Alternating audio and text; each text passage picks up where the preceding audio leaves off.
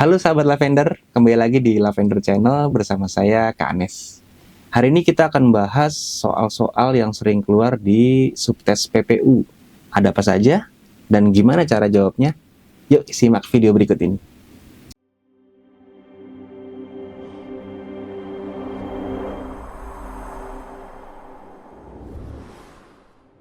Nah, yang ada di layar ini adalah salah satu contoh soal yang cukup sering juga keluar di PPU ya, teman-teman.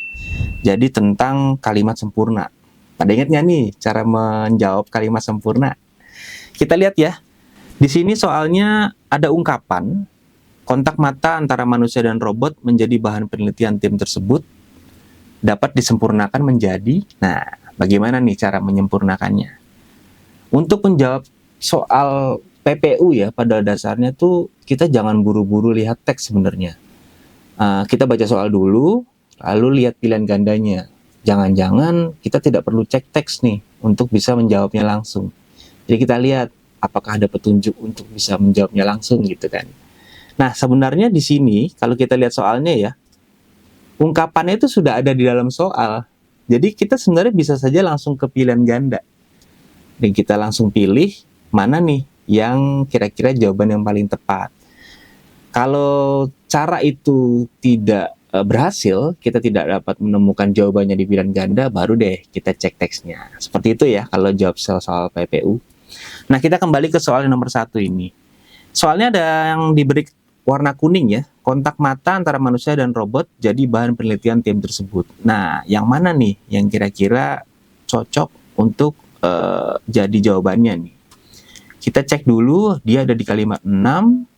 Nah, kita langsung lihat pilihan gandanya ya. Wah, dari A sampai E ternyata ini tuh hanya diubah saja ya ternyata ya.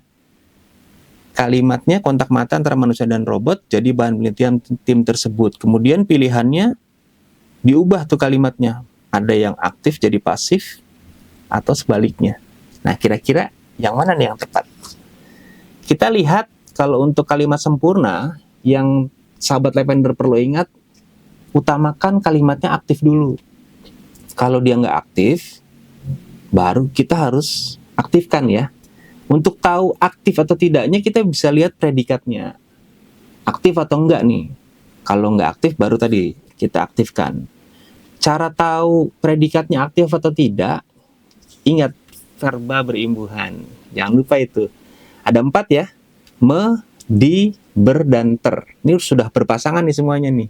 Me dan di, yang satu aktif, yang satu pasif. Ber dan ter, yang satu aktif, yang satu pasif. Jadi kita tinggal lihat aja, dia pakai imbuhan yang mana.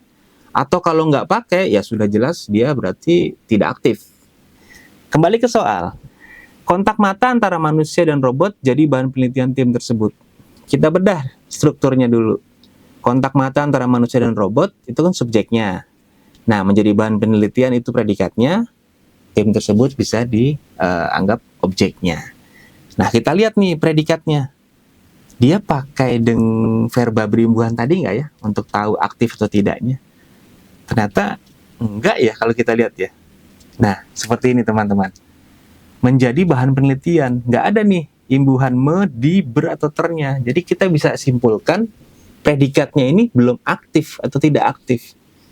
Dengan begitu kita nggak bisa nih menganggap kalimatnya sempurna ya. Jadi belum sempurna. Jadi langkah kita berikutnya, kita aktifkan predikatnya. Karena kita harus mencari yang aktif ya untuk menjadi jawabannya. Kita aktifkan yang menjadi bahan penelitian. Caranya seperti ini ya. Tinggal ditukar dari yang pasif atau tidak aktif menjadi aktif. Subjeknya menjadi objek, kemudian predikat yang tidak aktif kita aktifkan, objeknya menjadi subjek. Jadi kalimatnya berubah menjadi seperti ini. Tim tersebut meneliti kontak mata antara manusia dan robot. Nah, kalimat ini sudah jadi aktif nih karena menggunakan imbuhan me tadi ya. Jadi jawabannya yang mana nih, teman-teman? Dengan sudah diubah seperti ini. Iya, betul sekali. Jawabannya yang E. Nah, jadi begitu ya teman-teman ya. Untuk menjawab kalimat sempurna, kita fokus dulu nih. Utamakan kalimatnya yang aktif yang kita pilih. Untuk tahu dia aktif atau tidak, kita lihat predikatnya. Aktif atau tidak, kita cek lagi dia pakai imbuhan me, di, ber, atau ter. Kalau tidak, berarti dia pasif. Kalau ketahuan pasif, kita aktifkan dulu. Nah, itulah jawaban yang tepat untuk kita pilih.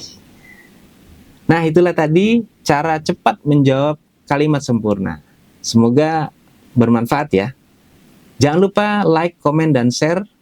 Dan tonton video Lavender Channel lainnya. Sampai jumpa.